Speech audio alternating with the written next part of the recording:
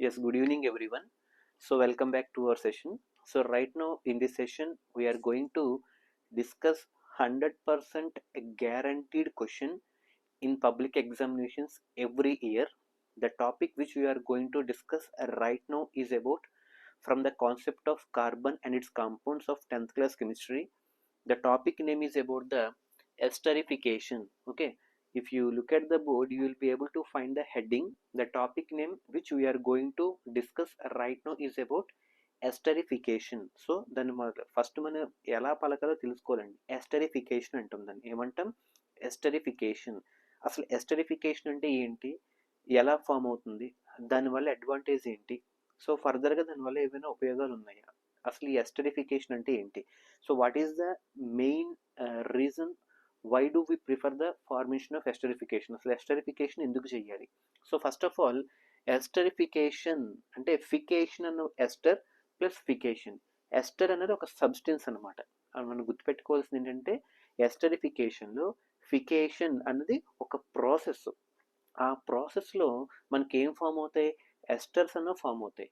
Esters అంటే ఏంటి, for example మనం ఎప్పుడైనా ఒక స్వీట్ స్మెల్ అంటే ఒక పెర్ఫ్యూమ్స్ కానీ స్ప్రేస్ కానీ ఒక ఫ్లేవర్డ్ ఏజెంట్స్లో ఒక డీప్ ప్లెజెంట్ ఫ్రాగ్రెన్స్తో మనకి కొంచెం అట్రాక్ట్ అయిపోతుంది, ఒక ప్లెజెంట్ స్మెల్తో. పెర్ఫ్యూమ్స్ అవ్వచ్చు, స్ప్రేస్ అవ్వచ్చు, అవునా కదా. సో అలాంటి వాటిల్లో ఒక స్వీట్ స్మెల్ అనేది మనకి బయటకి ఎమిట్ అవుతుంది కొన్ని సబ్స్టెన్స్లో.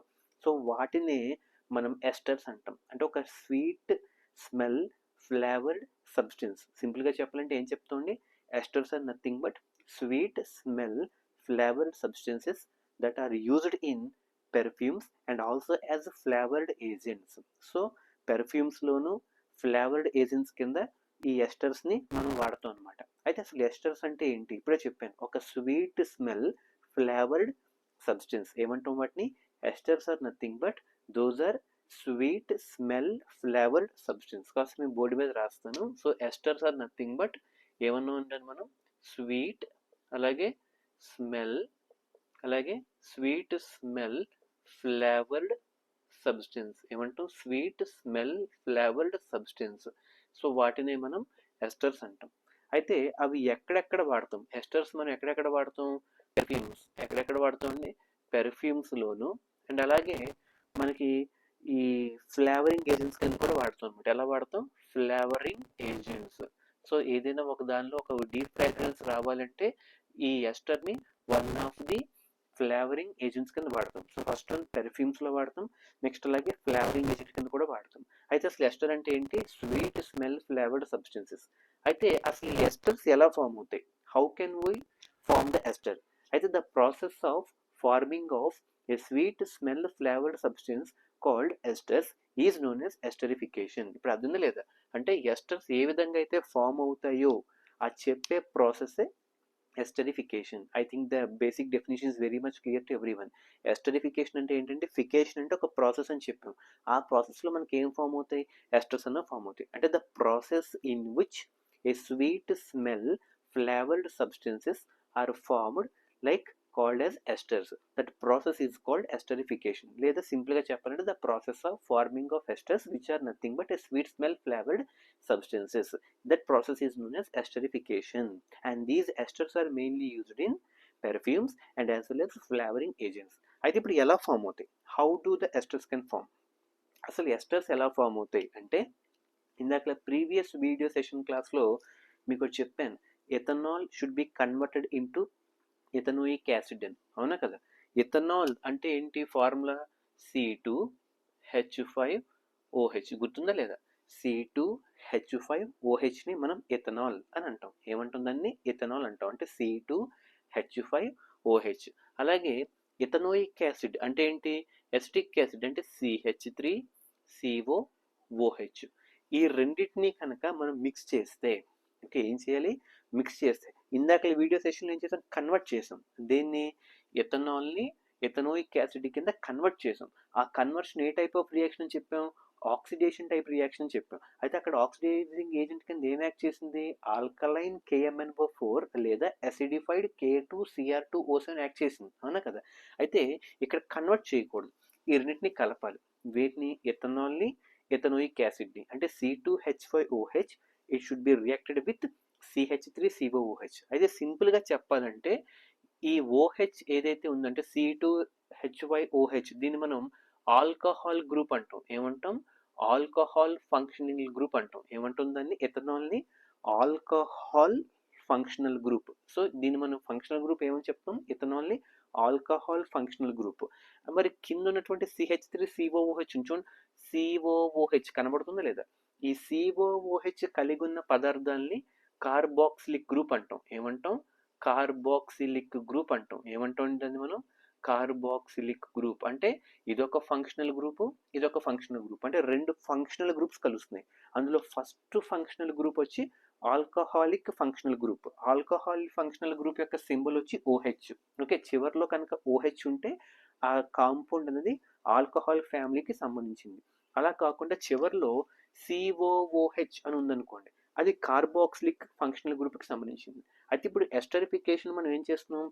ఈ రెండు ఫంక్షనల్ గ్రూప్స్ కలుపుతున్నాం. ఏంటంటే whenever alcoholic functional group, అవునా కదా, అంటే alcoholic functional group if it is going to be reacted with carboxylic group, అవునా కదా, it is going to be reacted with carboxylic group, అవునా కదా, అప్పుడు మనకి ఎస్టర్స్ అన్న ఫామ్ అవుతాయి. Whenever alcoholic functional group if it is going to be reacted with carboxylic functional group. Carboxylic అంటే COOH, దాన్ని మనం కార్బాక్సిలిక్ ఫంక్షనల్ గ్రూప్ అంటాం.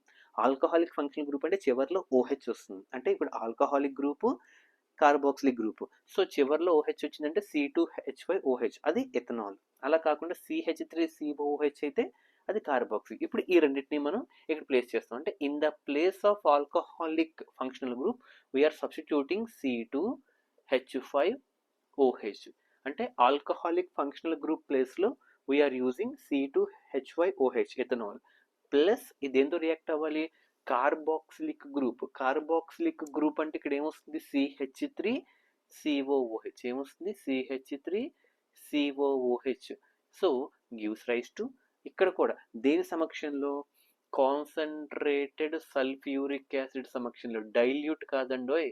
ఓకే, కాన్సన్ట్రేటెడ్ సల్ఫ్యూరిక్ యాసిడ్లో సమక్షంలో ఈ రియాక్షన్ ఫామ్ అవుతుంది అనమాట. సో ఫైనల్గా ఇప్పుడు మనకి ఇక్కడ ఏం ఫామ్ అవుతుందో మీరు అబ్జర్వ్ చేయండి. C2H5OH is nothing but alcoholic functional group. It is going to be reacted with the carboxylic group of CH3COOH. So ఫైనల్గా మనకి ఏం ఫామ్ అవుతుంది? CH3 ఫస్ట్ అది రాసి COO వరకు రాసి ఇక్కడ ఏముంది మనకి? C2H5. ఇది వచ్చి దీంతో రియాక్ట్ అవుతుంది లేదా? అంటే దీంతో ఇది రియాక్ట్ అవుతుంది. అంటే CH3COO C2H5 ప్లస్ ఇక్కడ మిగిలిపోయింది ఏంటి? OH. ఇక్కడ మిగిలిపోయింది H. అంటే సెకండ్ దానిలోంచి H మిగిలిపోయింది, ఇక్కడ OH మిగిలిపోయింది. అంటే రెండు Hలు ఒక ఆక్సిజన్, అంటే రెండు Hలు ఒక ఆక్సిజన్ ఫామ్ అయ్యి ఒక వాటర్ కింద ఫామ్ అయిపోయింది అనమాట. అది ఇక్కడ మీరు గమనించాల్సింది, ఇది ఎలా వచ్చింది? CH3COOHలో H పక్కన పెట్టేస్తే CH3COO వరకు ఉంటూ ఈ H ప్లేస్లో ఈ C2H5 అనేది రియాక్ట్ అయింది అనమాట. అయితే C2H5OHలో OH పక్కకి వెళ్ళిపోయింది, CH3COOHలో H పక్కకి వెళ్ళిపోయింది. అంటే ఆ HOH కలిసి ఇక్కడ వాటర్ కింద ఫామ్ అవుతూ ఇంక రిమైనింగ్ CH3COO C2H5 అని ఫామ్ అయింది. దీన్నే మనం ఎస్టర్ అంటాం. ఏమంటాం దీన్ని? ఎస్టర్ అంటాం. దేనిమంటాం?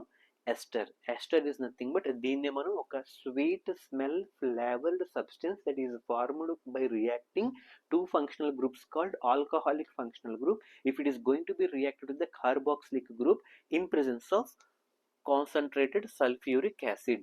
Concentrated sulfuric acid. Sulfuric acid formula వచ్చి H2SO4. So that process of formation of a sweet smell flavored substance ester is known as esterification. అది ఎక్కడెక్కడ వాడుతాం ఆల్రెడీ మనం చెప్పుకున్నాం. పెర్ఫ్యూమ్స్లోనూ ఫ్లేవరైజింగ్ ఏజెంట్స్లో కూడా వాడుతాం అనమాట.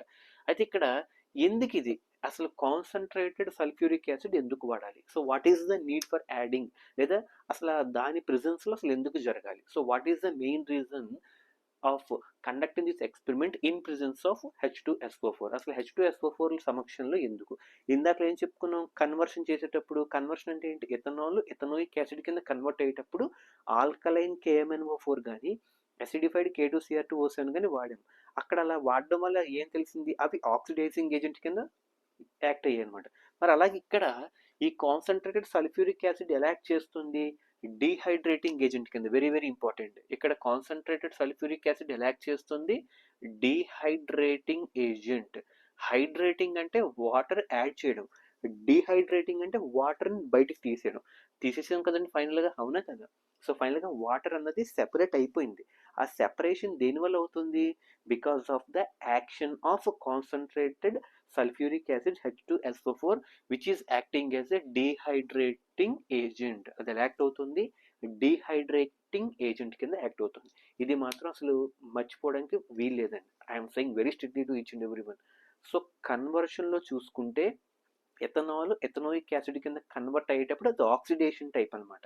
బట్ ఇక్కడ రెండు కలిసిపోయినప్పుడు, ఏ రెండు? ఎథనాల్ అలాగే ఎసిటిక్ యాసిడ్ రెండు కలిసిపోయినప్పుడు ఎస్టర్స్ ఫామ్ అవుతున్నప్పుడు ఈ డిహైడ్రేటింగ్ ఏజెంట్ అనమాట. అక్కడ ఆక్సిడైజింగ్ ఏజెంట్ ఎవరు? Alkaline KMnO4. ఇక్కడ డిహైడ్రేటింగ్ ఏజెంట్ ఎవరు? Concentrated H2SO4. ఇక్కడ మనకి ఎగ్జామ్లో అడుగుతాడు. అయితే ఎగ్జామ్లో ఎలా అడుగుతాడంటే డిఫరెంట్ క్వశ్చన్స్. ఫస్ట్ క్వశ్చన్ వచ్చి డిఫైన్ ఎస్టరిఫికేషన్ అని అడుగుతాడు. సో డిఫైన్ ఎస్టరిఫికేషన్ అంటాడు. దానికి మన ఆన్సర్ ఎలా రాస్తాం? The process of forming of a sweet smell flavoured substances called esters is known as esterification. Okay, and write a suitable reaction for the esterification అంటే అది రాయాలన్నమాట. So whenever an alcoholic functional group, if it is going to be reacted with carboxylic group, it gives rise to the formation of the ester in presence of concentrated sulfuric acid. So from alcoholic group we are taking C2H5OH, and from carboxylic group we are taking CH3COOH. Upon by taking those two, we are going to mix up those two in presence of concentrated sulfuric acid. And what is the main reason for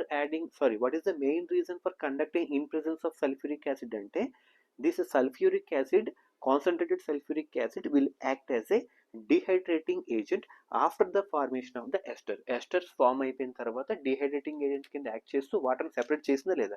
so ఫైనల్గా ester యొక్క formula వచ్చి CH3COO C2H5 రాసుకోవచ్చు లేదా?